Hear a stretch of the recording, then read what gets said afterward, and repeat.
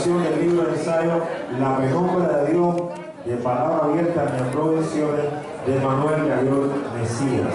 Esto es ya en segundo.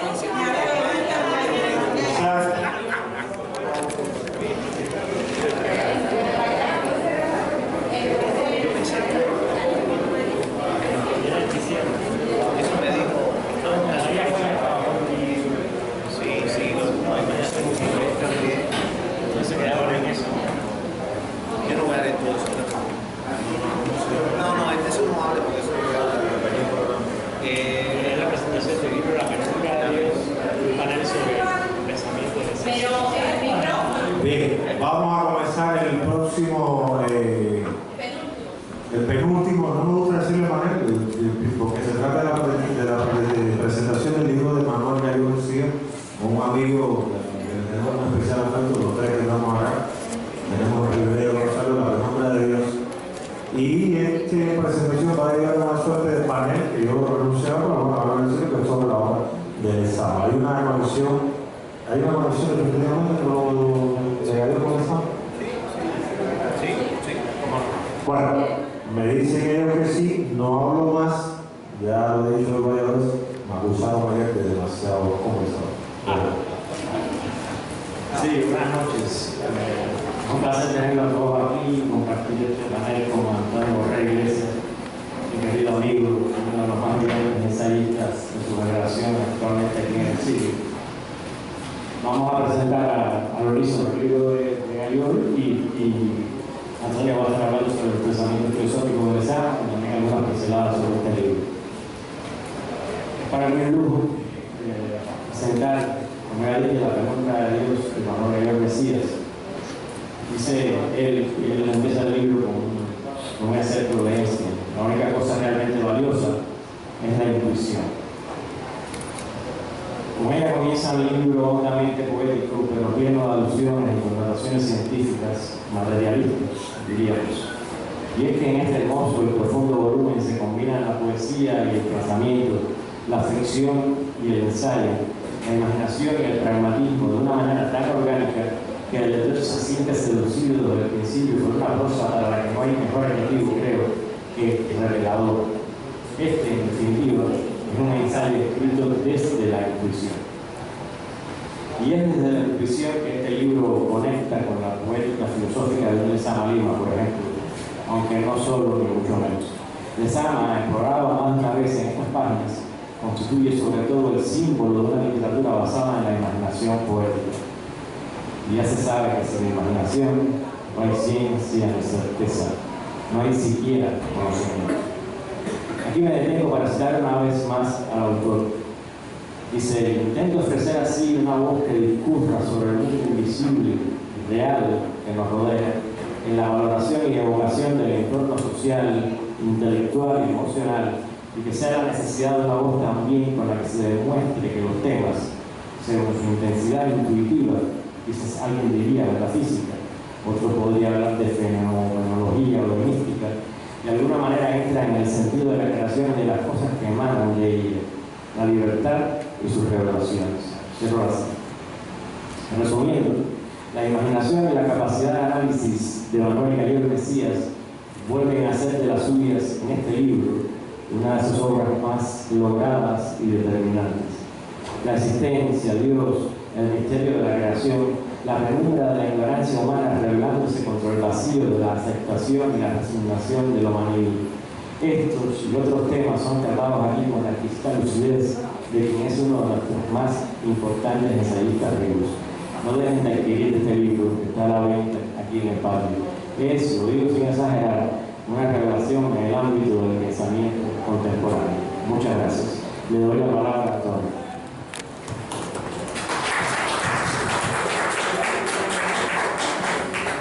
Gracias a Daniel y a Yabel y a todo el equipo de producción de Daniel, a Yabel y a todo el equipo de producción del festival. Siempre tienen la delicadeza de invitarme y yo siempre trato de venir, creo que solamente a uno porque no quiero venir. Y siempre me invitan a hablar y siempre me invitan a presentar mi libro. Y en esta oportunidad Daniel me propuso hablar sobre un libro que está inédito, que está casi terminado, pero no terminado de todo, y que fue como la punta de lanza cuando comenzamos a organizar el programa de filosofía y ética que yo coordino en la Universidad de Miami, porque no encajaba la relación esa entre el pensamiento filosófico y un hombre como José Lezama. Al menos aquí, en la tradición anglosajona o en la tradición analítica, no encajaba esa relación. Y eso fue para mí bastante frustrante porque Lezama, yo he leído a Lezama con mucho detenimiento, se lo debo mucho a una persona que tampoco vive en Cuba, que fue el que me permitió acceder a Lezama, y desde el primer momento hubo una suerte de fascinación. Hay que partir de una idea: se es lezamiano o se es anti-lezamiano. Pero, como Gustavo así lo decía, no se puede ser indiferente. Hay que tomar un partido, se es o no se. Se siente una fascinación o se siente una apatía, una repugnancia en torno a la obra de Lezama. Pero hay que tomarlo en cuenta. No se puede ser indiferente ante la dimensión continental de lo que supone José Lezama. Y en esas primeras lecturas, en esos primeros esfuerzos de lectura, porque esos no son lecturas, son esfuerzos de lectura, yo fui descubriendo un grupo de aspectos que me parecían muy importantes en su obra, sobre todo su obra ensayística y narrativa. Y ese libro fue como cobrando fuerza, cobrando forma, y es un libro que tiene título, con la sola diferencia con respecto a cómo se presenta hoy la presentación, las redundancias con cabales. Yo no hablo de un pensamiento filosófico en Lezama, sino más bien de un acervo filosófico en Lezama. Es la discusión entre credo filosófico, ideario filosófico y acervo filosófico. Esa fue una de las primeras discusiones que tuvimos en el programa de filosofía cubana, cuando se le quiso adjudicar un pensamiento filosófico a personas que no lo tienen. Si tienen acervo, ideario, y creo que ese fue uno de los primeros textos que yo escribí para el programa, una justa y necesaria distinción entre ideario filosófico y pensamiento filosófico. Lezama para mí tiene un acervo filosófico sólido, muy sólido, y que se puede encontrar a lo largo de toda su obra. Voy a ir acotando algunas cosas, trajo un texto, no lo voy a leer completo, por supuesto. Lo primero que yo creo que hay que tener en cuenta a la hora de entender a José Lezama Lima, más allá de su acervo filosófico o no, es el contexto. Y voy a leer unos pasajes, ir salteando esto que es los primeros capítulos del libro. Reconstruir un pasaje literario o de pensamiento pasa necesariamente por la reconstrucción de la contextualidad, la territorialidad del autor, así como el modo en que este ha sido publicado, distribuido o sencillamente desmantelados de los anaqueles públicos. Lezama no escapa a esta condición o a este condicionamiento. La contextualidad como environment determinará entonces el modo de proceder en términos literarios y en términos conceptuales. Lezama pertenece a una generación de escritores que fragua en la República un proyecto de nación desde las letras. Eso es un elemento importante a la hora de entender todo su acervo filosófico. Y por supuesto, como todo proyecto de nación que se pretenda forjar, Lezama fue una de las figuras más repudiadas en la República y en la post-República, y ese sentimiento de repugnancia se fue transmutando, vistiendo y transmitiendo de época en época, de proceso a proceso, de proyecto a proyecto político, de persona a persona. Dice Nietzsche Alberto, los políticos jamás quisieron a Lezama, dice Nietzsche Alberto en el informe contra mí mismo, y no lo quisieron porque todo arcano asusta, lo mismo que a inocentes que a verdugos. Lezama estorbó, sobró, fue demasiado. Entre giros y contorsiones de caudillos apoltronados, la figura de José Lezama Lima fue llevada y traída en las sucesivas representaciones de la tragicomedia insular. Tanto en la República como en el proceso que se inaugura en el 59, Lezama fue centro de un diálogo ensordecedor en oportunidades revertido por un ensordecedor diálogo. Tanto en uno como en otro proceso, los dogmatismos, las simulaciones, los delirambos, el silencio, la fatiga, la espera, el absurdo, el salto afuera, el compincheo, las pseudo-afectividades, el compadreo, el déjame ver Lola, el no te lo voy a enseñar Carlola, el gesto retorcido en el mirar de reojo, la cumbancha, la sogarronería, el café con motivos expiatorios, el si te veo no te saludo, la burla travestida en sonrisa mandibular, el yo estuve allí, tú no, el si se puede. Acoto la idea de si se puede, porque por La Habana de los años 90 y de los 2000 apareció una frase que decía si se puede. Lo que pasa es que si no se percataron nunca, ese sí nunca fue acentuado, o sea, los grafitis de la calle nunca estaba señalado. Es si se puede ponemos esto, y si se puede ponemos aquello. Y eso pasó en el imaginario popular así, desapercibido, y tenía un valor simbólico extraordinario en tanto demostrar por dónde iban las cosas. Por eso aludo al si se puede. El no te entiendo, el no volverá a ocurrir, el olvido y un largo etcétera hicieron blanco el de Sama y en su vida de verdadero. Uno de los problemas de su desarrollo es la incapacidad de relacionar las cosas, nos dice el mundo del norte en su novela. Y una vez más, el dilema de la memoria, el olvido, el pasado, el desconcierto emerge en una comprensión excluyente de la cultura cubana. Hace unos pocos años el gobierno cubano ha comenzado a recuperar, entre comillas, por medio de las instituciones culturales y políticas, el ISOBRA, de la isla a ciertas figuras de la intelectualidad cubana. La última década del siglo XX, como recuerda Rafael Rojas en el Punto Asunto Ciego, fue el escenario donde se comenzó a rehabilitar a un conjunto de escritores que habían muerto fuera o dentro de la isla, aunque no necesariamente condenando el socialismo como modelo político. Vale destacar que esta acción performática, y digo performática porque a raíz del centenario que se celebró a nivel internacional, sobre todo en América y en España, se celebró por todo lo alto, la obra de Lezama fue medianamente reeditada. O sea, hubo libros que nunca llegaron a aparecer, sobre todo para una generación que no pudo adquirir la obra de Lezama de primera mano. Por eso hablo de la performatividad. Vale destacar que esta acción performática ha quedado reducida a cierto campo una vez que otras zonas de la cultura cubana, por ejemplo, en los filosóficos, aún subsiste un estado de silencio totalmente intencional. O sea, en Cuba no se ha reeditado Mañazo, en Cuba nunca se ha dedicado, después del 59, a Humberto Piñera, y era un grupo de pensadores que fueron el núcleo duro de un pensamiento que iba cobrando ya una identidad. Paso rápido.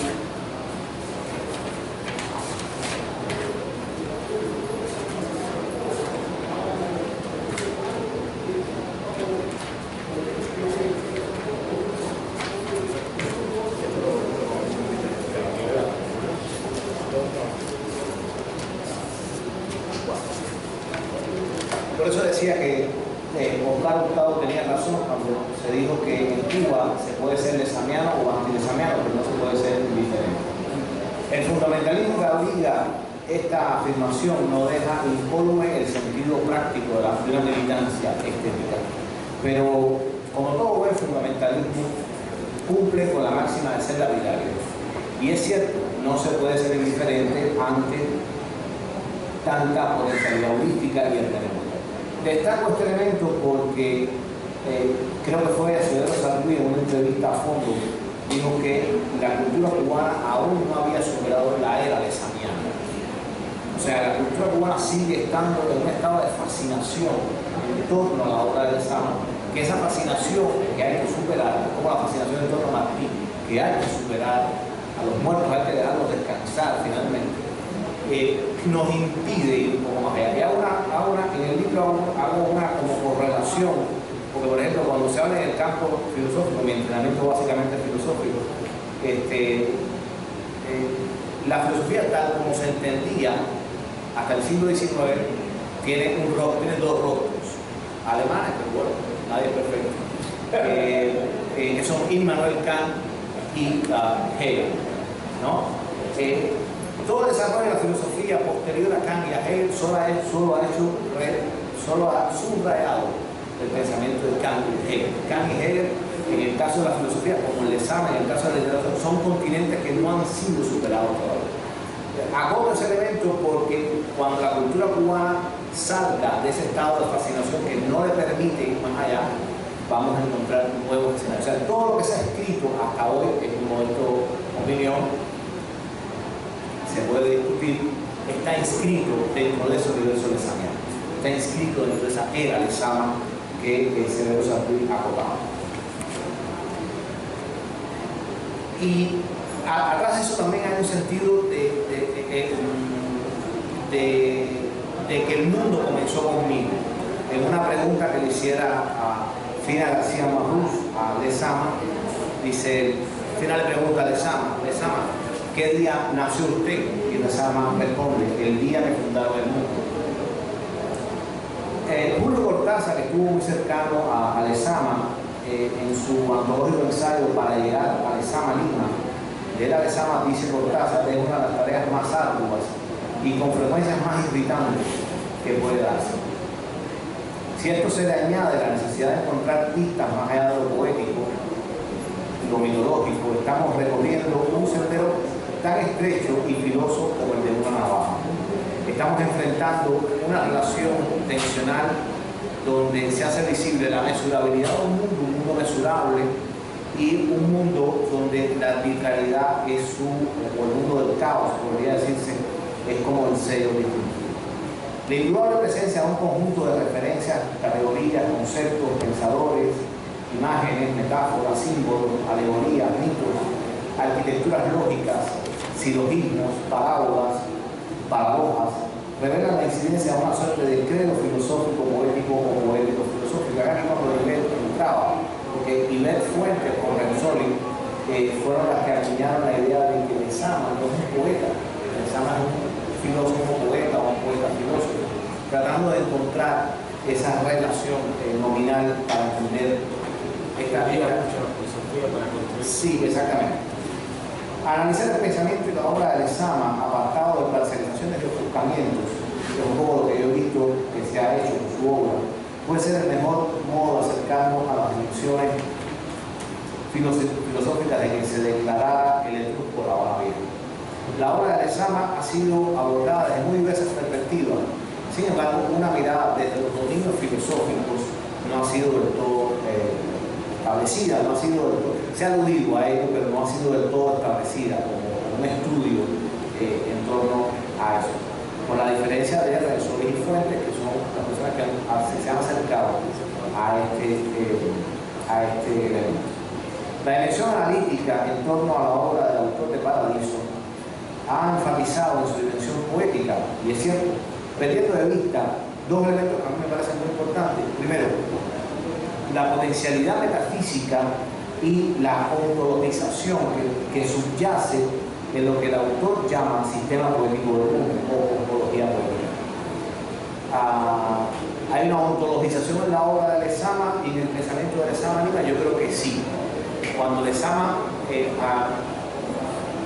no desecha, porque no lo desecha, pero sí reconoce cuáles son los límites culturales y científicos del universo conceptual a partir del cual se ha establecido la cultura occidental, y cómo Lezama reconoce que la incapacidad de expresar las cosas estaba precisamente en lo que yo he llamado vacío ontológico, ¿no? Y la necesidad entonces que Lezama encuentra de acceder a otro nivel en la comprensión, y por eso el mundo imaginal en Lezama, la idea del imago como posibilidad, donde la imagen no tiene una parcelación, no establece un condicionamiento. Exactamente. O sea, para mí en ese sentido hay una ontologización. Aunque Lezama no lo llama de esa manera, él reacciona de forma virulenta ante quienes trataron de encontrar un sistema filosófico en su obra. Yo creo que hay una ontologización y hay un desarrollo muy fuerte de un dominio o de ciertos dominios del campo de la metafísica. Sus permanentes alusiones y ejercitaciones genealógicas es algo que Lezama hace, que a mí me parece que es un elemento que yo no podría decir que Lezama lo dominaba o lo conocía.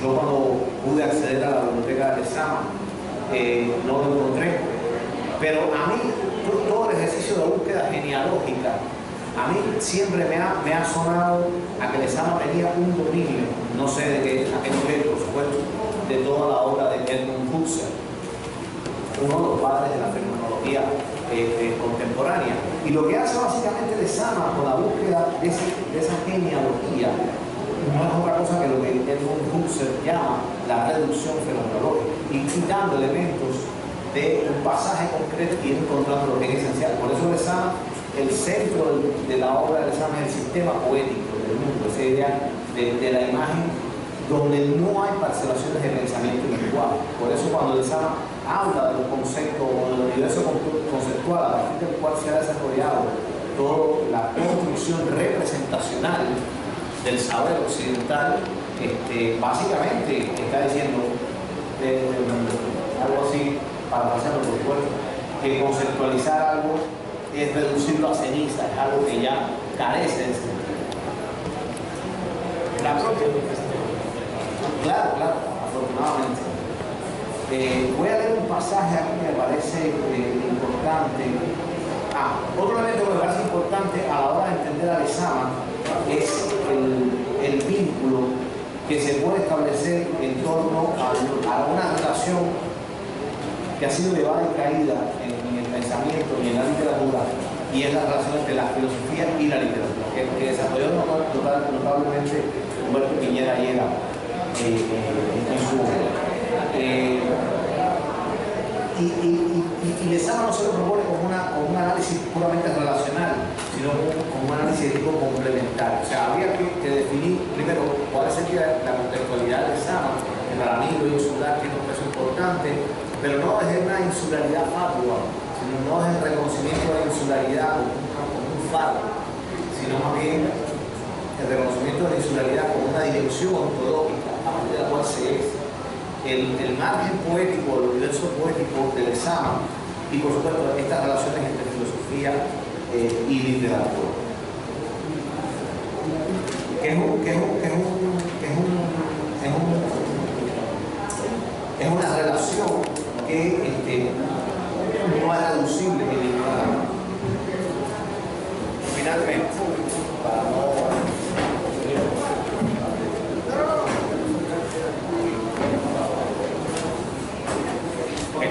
el pensamiento en la obra de José Lezama Lima participa, consciente de ello o no, de uno de los momentos más trascendentales de la cultura occidental. La revolución epistemológica que se opera en el contexto de las cosas llamadas ciencias duras eclosiona a todos los niveles de la cultura occidental. Lezama no va a participar de este espíritu de ruptura disciplinaria que hace inclasificable la fisonomía de todo el panorama intelectivo en esa primera mitad del siglo XX. Esto explica de cierta manera la sistémica del ejercicio crítico en toda su obra, así como un interés en los cambios morfológicos, isomórficos, topológicos y tropológicos que experimenta la cultura occidental. Para comprender cómo se opera esta sistémica, hay que colocar en el centro de discusión lo que a partir de este momento del libro he llamado tránsito del dominio conceptual al dominio imaginal, algo que ya les había comentado. Pero vean qué cosa tan curiosa. Lezama encuentra ese tránsito, esa insuficiencia conceptual en un hombre no contemporáneo a él, ni remotamente contemporáneo, sino un hombre, el Jean-Baptiste Vico, que es un pensador renacentista, que fue uno de los primeros filósofos, porque al principio yo dije, bueno, ¿para qué este hombre se ha bancado a cuando había un contemporáneo, que era un tipo como Gastón Bachelard, que en todo el nuevo espíritu científico, en fin, varios textos de Bachelard hay una referencia a él. Pero bueno, este hombre en esa búsqueda de lo genealógico llega a Vico y encuentra en Vico un punto trascendental que es la insuficiencia del concepto para expresar las cosas. Yo no sé cómo se explica eso, pero por ejemplo, para la tradición griega, la tradición presocrática, había un fenómeno más interesante y era que los griegos llamaban las cosas sin nombrarlas. ¿Cómo se hace eso? No tengo ni la más remota idea. Pero obedece a precisamente que no hay un universo conceptual anclado, establecido, toda esa idea del sistema priorístico de la conciencia del que habla Immanuel Kant. Bueno, yo me voy a agobiar con unas cosas, paso a algo que sería como finalmente. Pues si voy a alguna pregunta. Bueno, yo al menos he encontrado algunas pistas que están desarrolladas en el texto, en el libro. Por ejemplo, hay en Lezama una indagación sobre la naturaleza de lo sensorial, ¿no?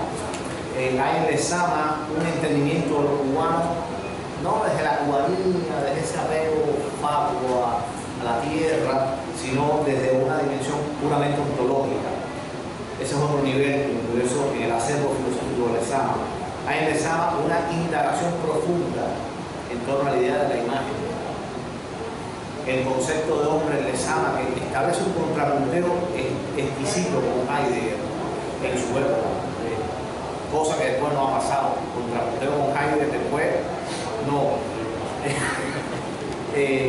Lo que Lezama llama las eras imaginarias, imagen de la construcción histórica expresada en tres zonas de posibilidad, es un redescubrimiento de la discursividad de la narrativa histórica. La propia idea de sistema, que rompe completamente con la idea de sistema cerrado. La cultura occidental se ha organizado en sistemas cerrados. Toda la tradición euclidiana de la matemática genera un sistema cerrado, donde 2 más 2 da 4. Lezama aborda la idea de sistema. Los sistemas abiertos se está adelantando tremendamente un tipo como Popper, con la idea de las sociedades abiertas, sin ser un filósofo como tal.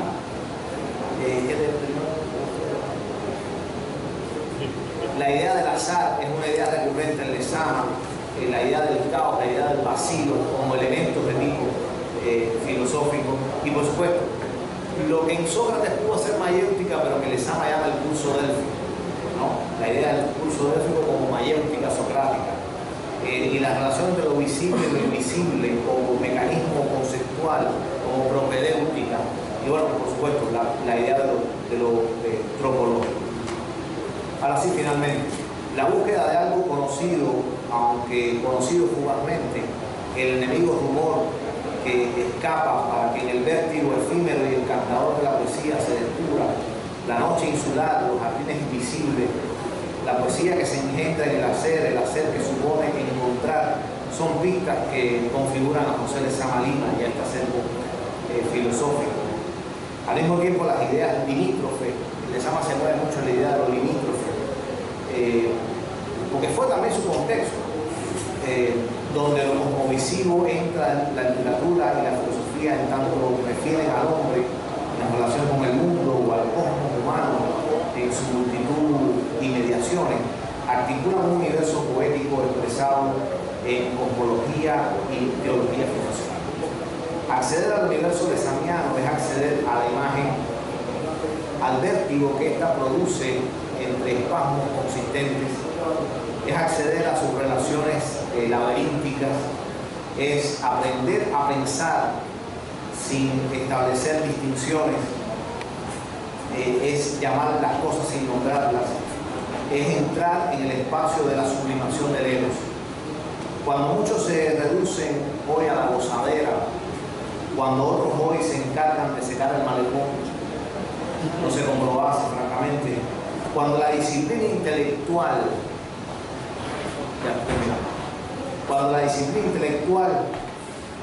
parece que no está de moda, yo les invito a que regresen al examen.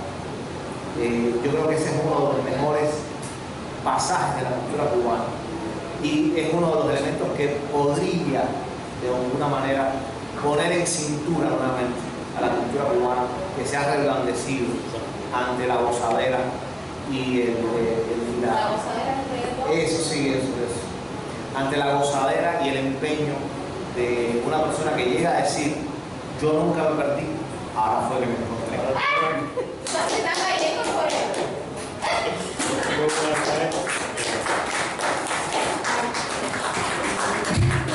Bueno, maravillosa disertación de Antonio. Yo solamente quería decir, antes de pasar a Baltasar, solamente quería decir que este era un panel concebido con la doctora Ivette Fuente y el doctor Antonio Correa, solamente que Ivette, por desgracia, no pudo viajar a última hora, entonces yo me escurrí aquí un poco para acompañar a Antonio, que ha sido brillante en su intervención. ¿Tú querías hacer una pregunta, Baltasar? Quiero hacerte una pregunta. Primero, ¿qué conocemos todo? ¿No? ¿Qué es? Eso ya es otra historia. La ontología es una rama de la filosofía, una de las formas, no una rama de la filosofía, una de las formas que reviste la filosofía. La filosofía, se ha hablado de filosofía, la filosofía no existe. Existen formas culturales en las que la filosofía se establece. Y en la tradición, llamemos cristiana, la forma que reviste la filosofía es la ontología.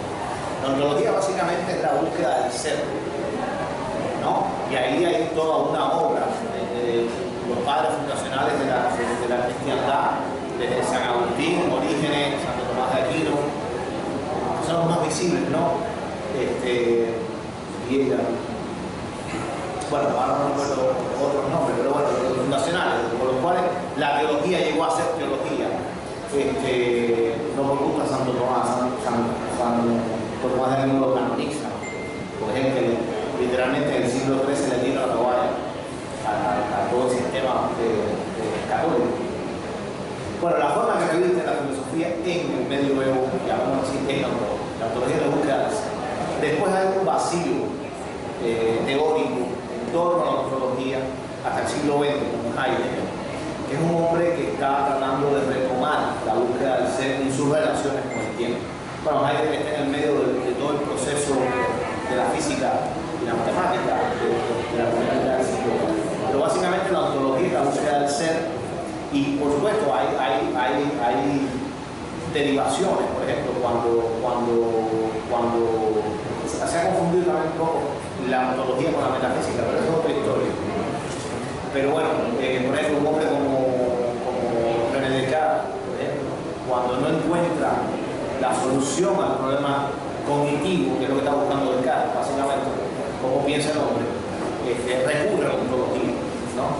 Como solución. Por eso toda buena teoría, toda teoría que se respete tiene que tener una salida ontológica, ¿no? Y Lezama, yo creo que en Lezama hay una buena ontologización, hay una búsqueda de la constitución del ser de las cosas. Y el ser de las cosas de Lezama está en la imagen. La imagen no tiene parcelaciones, no tiene determinación, la imagen fluye. Sin embargo, un concepto es un concepto establecido, por eso decía que la filosofía no existe. La filosofía existe en formas culturales, de maneras específicas, y trata los mismos problemas de toda la vida, que es el hombre, que es la vida, qué hago yo aquí, por qué estoy yo acá, y hay respuestas culturales al problema. Ese es el gran mérito de la filosofía. No es una taxonomía, es una cosa que usted puede coger y poner indistintamente. Los historiadores de la filosofía se han encargado de hacer eso erradamente, pero no se podría hablar en todo caso de una historia de cómo los problemas se han presentado. El problema de Dios tiene un valor contemporáneo extraordinario, sobre todo, no tanto desde la filosofía, desde la física, por ejemplo. Y ahí en la base de esa búsqueda contemporánea de Dios, por ejemplo, tiene una base totalmente ontológica. O sea, la ontología estaría por ahí. Y cuando yo hablo de vacío ontológico, es que las cosas, cuando yo expreso,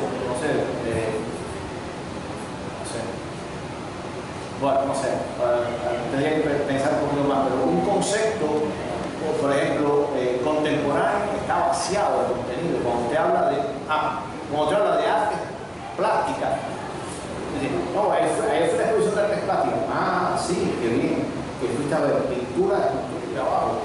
Porque eso son las artes plásticas. Las artes visuales son otra cosa. ¿Ok? Sin embargo, aludimos al concepto de representación. Nosotros no representamos absolutamente nada. La realidad no existe. O sea, todos esos dilemas tienen una base ontológica. Y es un poco por donde sale la tradición cristiana, pero por supuesto hay toda una derivación contemporánea. En Kant, por ejemplo, en Hegel, cuando habla de la fenomenología del espíritu, ¿no? Por ahí tanto. Y se sigue produciendo hoy uno de los, para fortuna nuestra, uno de los más importantes ontologistas, no sé cómo se llama eso, o metaphysicians, que son los que hacen metafísica, es un cubano, es el doctor Jorge Gracia, de la Universidad del Estado de Nueva York. El doctor Jorge Gracia, que es uno de los más importantes metafísicos contemporáneos, cubano, de nacionalidad cubana, porque se fue de Cuba en los 60, y que tiene una obra extraordinaria, que es una metafísica y trabaja ahora mismo para el Departamento de Filosofía de la Universidad de Nueva York. Gracias, muchas gracias. Lamentablemente ya no le ponemos más tiempo. Si hay alguna otra pregunta que sea muy rápida, por favor, porque estamos ya pasados. Una pregunta. Mi nombre es Carlos Estefanía de Radio Buchica en Suecia. Tengo dos preguntas. La primera es si María Zambrano tiene una reflexión sobre la relación entre poesía y filosofía, la poesía como respuesta. La primera pregunta sería si hay influencia de María Zambrano en Lezama o incluso en tu investigación. Y la segunda pregunta es, existiendo bastantes evidencias de que Lezama era católico, ¿por qué no aparece en tu reflexión los nombres precisamente de teólogos o filósofos que influyeran en su obra? ¿Puedes mencionar algunos? Sí, no, yo tomé del libro varios pasajes, como él preparé un papel que después rayé, taché y no terminé leyendo, pero por supuesto hay. Lezama era un hombre, un apasionado lector de Orígenes, o sea, de Orígenes, el pensador medieval, un hombre que conocía la obra de Orígenes, un hombre que la citaba, la manoseaba. Lezama era un hombre que tenía un dominio alarmantemente alto de la obra de Guillermo de Ockham, ¿no? De todo el dilema entre nominalismo y realismo. Lezama era un hombre que tenía dominio sobre eso. No olvidemos el momento en que se estaba viviendo la cultura cubana, la gran síntesis de la cultura cubana son los años 50. O sea, por eso la idea de fundar una nación, una república de las letras, ¿no? Después lo llamaron que estaban en las torres de marfil, todo eso. Pero Lezama es un hombre que aglutina un proyecto de nación desde la cultura, y por supuesto María Zambrano estaba ahí, y por supuesto está dentro de las referencias que yo tomo. María Zambrano fue una mujer que logró, como decía Lidia Cabrera, mirar desde la distancia la cultura cubana, y eso influyó muchísimo en el origenismo, en todo el movimiento que en torno a Lezama se fragua, y que está buscando básicamente lo que constituye la nación cubana, el origen, la genealogía de una nación. Yo creo que en ese sentido hay mucha obra. Yo en el libro hablo de una metodología de regresar al texto de Lezama, no desconocer la fuente, no desconocer a María Zambrano, por supuesto, pero meternos de lleno en la obra de Lezama para ir diciendo que esta cosa aquí, esta cosa acá, y ir como desmenuzando toda esa catedral que es la obra de Lezama desde la orientación filosófica. Sin embargo, uno no puede desconectar, y por eso hablaba, el primer capítulo del libro, precisamente, el libro se llama El búho en la ventana, el búho como la idea del búho de Minerva, y el primer capítulo del libro básicamente es eso, contexto y territorialidad en Lezama. Lezama no era un hombre que estaba solo, de hecho Lezama no pudo haber hecho eso solo, o sea, todo ese contexto, todo ese territorio que Lezama construye es una red, es una cosa puramente de conexiones, ¿no? Y ahí entra perfectamente María Zambrano, que además tuvo un acercamiento como no lo tuvo muchos de los pensadores de la época sobre la cultura cubana. Ya creo que no tenemos casi tiempo. Podemos seguir hablando de eso ya, no sé, ayer